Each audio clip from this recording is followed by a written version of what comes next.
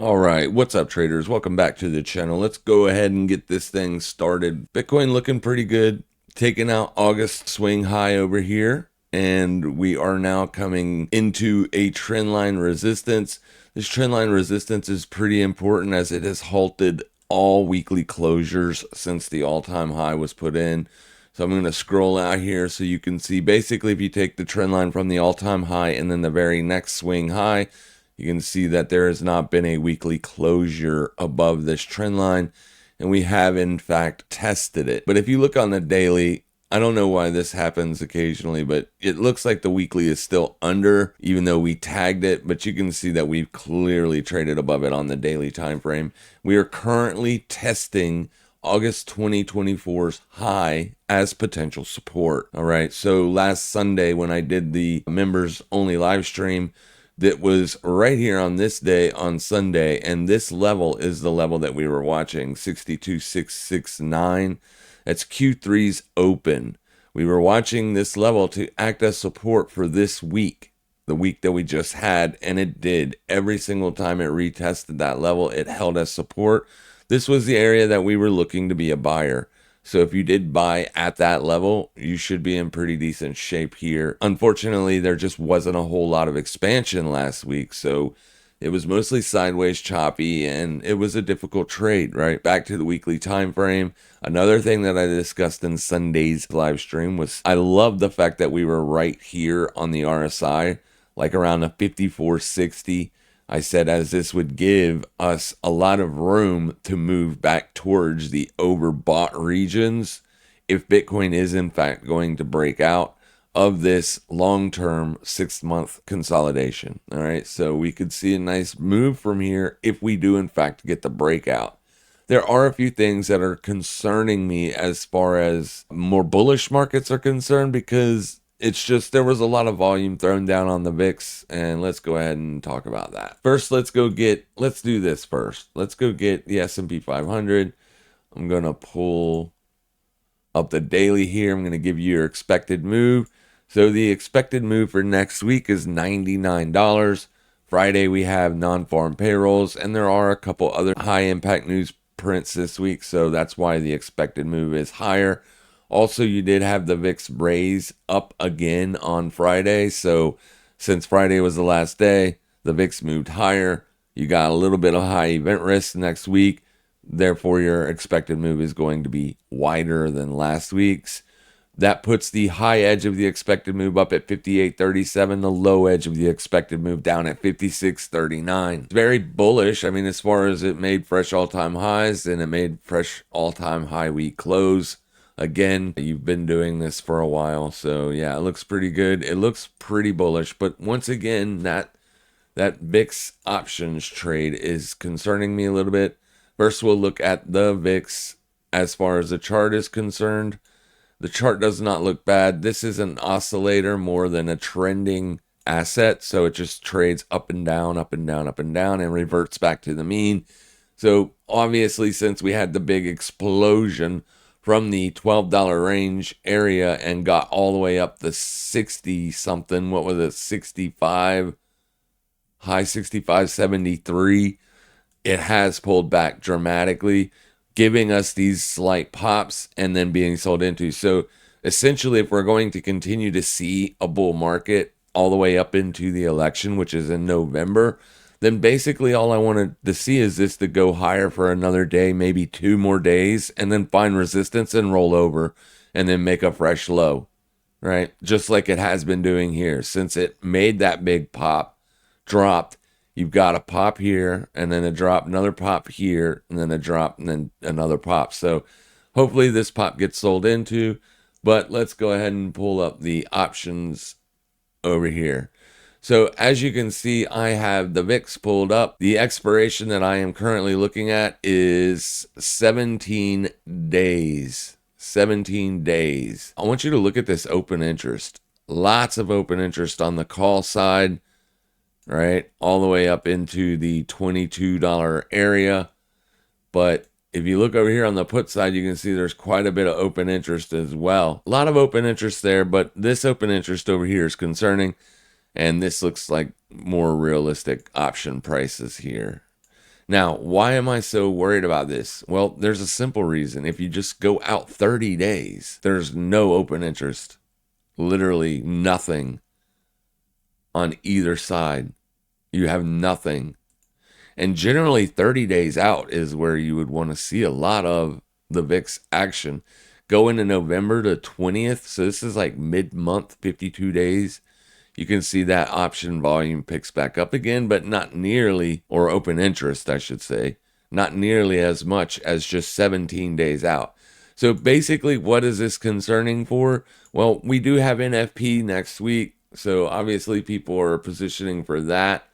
And I don't really, I mean, it's not often that we would see this, whereas your near-term options are trading more frequently than your longer term options. On volatility futures, there is a backwardation as well. So in backwardation, that just means the near term contract trades more expensive than the long term contract. And it should be the other way around. The long term contract, so November should be trading more expensive than October because October is about to expire. But that's not the case. So a lot of stuff going on.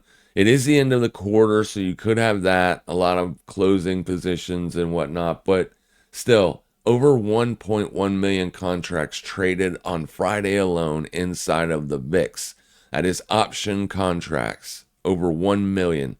Huge sizzle there. Just be aware that there is a lot of trading taking place for the next 2 weeks. I don't necessarily think that I would call that a hedge because it's only good for 17 days, but it is definitely concerning, or at least at the minimum, we're going to keep our eyes open for the next 2 weeks for any, potential big drastic moves. Another thing that we were watching was Aussie yen, because Aussie yen used to trade as like a risk off currency, if you will. Like if the S&Ps are going up, we would want to see this going up. You can see on Friday it had a pretty nasty down day at 1.84%. Now, since the yen carry trade unwind, this is not trading as a risk off currency. It's kind of doing its own thing. But if it ever does get back to trading as a risk on currency, then we can keep our eyes on it and say, well, we didn't get this massive of a down move on the S&Ps on Friday. So what's going on here? And at least we can be aware that that is going on, right? So on the S&Ps, you're only down 7 points on the day. That's 0.13%. That is clearly like unchanged on the day. It's a non-move. It was very choppy last week, very sideways, very choppy, very tight trading. So it doesn't look like we're seeing a breakout and expansion. Prices are slowly drifting higher, which is okay. It's absolutely okay if you're selling puts. We never did get that expansion lower in order to jump into a short put trade. But at the same time, we'll see if we get that move next week. And also, I'm going to keep an eye on the VIX. USD. Now, I don't trade with cycles. Like, I don't use cyclical things to make trading decisions, but a lot of people do. And I did line this cyclical indicator up the best that I could with the lows made in January of 08. Because the dollar has been trending higher since 2008. So since 08, it's been in an uptrend. No doubt about it. It's making higher highs and higher lows. So if you look at these cycles, you can see that really close to the center line is where you made or found lows. Here, this low came in right there, right perfectly in the same spot. If you come over here, you can see you found the low a little bit earlier than you got into that zone, but still we were in the area to start to look for a low on the dollar. Here as well, low came in a little bit late, but still early enough to be classified as an area to look for a low. Same thing here, low perfect. And then here we are now. So you can see, well, you can't see because I got too much stuff on there, but that's a nasty quarterly candle. And it could be that we are searching out for a low here. So next quarter could be slightly bullish, or we could look for a low early on in next quarter, which is only 2 days and 9 hours away. So you're literally going to see the quarterly open soon. The fresh quarter 2024's Q4 candle is about to open. So we could potentially look for dollar swing lows as we are in this cyclical area where we could potentially see that low come in. Now the thing is the euro and the pound both look extremely bullish. Well, let's just say this. If we put this pound chart on log, this trend line, you have never closed a quarterly candle above it ever in pound's history. Well, that I have here. So this is the first time you closed a quarterly above this trend line, but this only works on log. And that quarterly looks very bullish, doesn't it? So we traded right up to this candle's low. That's where I was looking for bearish entries. And I was stopped out. So we'll see if this area does act as a resistance moving forward on the pound. If it does, then the pound would probably be a better short than the euro. But at the same time, we don't know that the dollar is going to find a low. All right. So it's up to you. If you want to trade the euro, you can look for shorts on the euro or shorts on the pound. There is still 2023's high to take out, which the same goes for the dollar, only inverse. It's 2023's low. The dollar does look like it is trying to take that out, but it's still a pretty good distance away. If we go back to the dollar chart, you'll see right here's 2023's low. And we are still a fair piece away from that swing low. So, I mean, there is a chance that it could come down, take out this low, and then if it is going to be a cyclical low, then it finds a low, but we'll have to see. Obviously, only time will tell what it's going to do. And that's the thing with cyclical trading. There's just too much time that can take place from the time that you're expecting a low. Like there's literally 3/4, almost a whole year of time there that you would be looking for a potential reversal on the trade. Just be very careful. All right, so if we are looking for a potential low on the dollar, or if the rest of the market is, then we could see, some risk off sentiment, but it would be nice to see the dollar rally with stocks. But will Bitcoin rally when the dollar's rallying? We don't know. And like I said, I'm not much of a cyclical trader. Generally, I stick with the trend. Whatever the trend is, that's generally what I try to do until the trend changes. And right now on the dollar, you are seeing a little bit of bullish divergence taking place on the weekly time frame here. So that could be a little bit of cause for concern, but not necessarily for a massive reversal, but at least for a pullback up to 2024 opening range again, or even a little bit higher than that if it did want to. We did just come off of that level, but at the same time, we're seeing sideways, and you're very choppy in here for this week. So last week was it wasn't a great trading week, but at the same time, I mean, it did offer up a few opportunities on a few different assets, but on most everything, it was pretty sideways. Oil gave us an awesome short entry.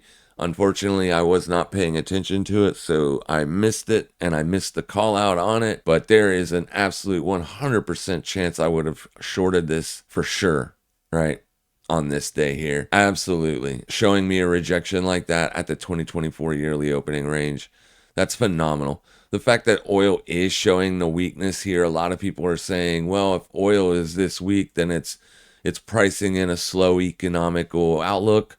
And that could be the thing, right? It absolutely could be. What's happening, we don't know. All we got is a chart. Oil is near term on the downtrend, so that's what we're going to look for. Now, I was in Copart and Intel longs. I closed out the Intel long as I got a nice move out of this consolidation up to here. So I went ahead and closed out that trade for a nice return. And then on Copart, I have this one still open. But if we do close a daily back under 2023's high, which is this white line here at 51.53, I will close this trade also profitably because I entered the trade down in here. All right. I entered it off of a 2024 yearly open retest. Look for the long to see if the markets are going to get or stay bullish even going into the election and beyond. then Copart is one of those great stocks to invest in. If I pull this out and show you the chart, I mean, it's just a phenomenal investing chart. Every time you get a couple quarters of downside, it's generally the opportunity to buy. We haven't gotten quite 2 quarters of downside yet, but the quarter is going to close in 2 days, and I'm figuring it's probably going to close bearish. So yeah, I mean, obviously you could still have more downside on this. I'm not saying that it is a buy where it is. It's just where it was a buy at the yearly open. Up here, I don't know, right? I don't know if this will hold a support or not, but I am still holding the position. And that's about it. If y'all have any questions or concerns or comments, drop them down in the comments section. Make sure you hit the like button. And also, if you haven't yet, make sure you subscribe. Thank you so much for watching. Make sure you guys trade safe, trade smart. And as always, happy trading, everybody.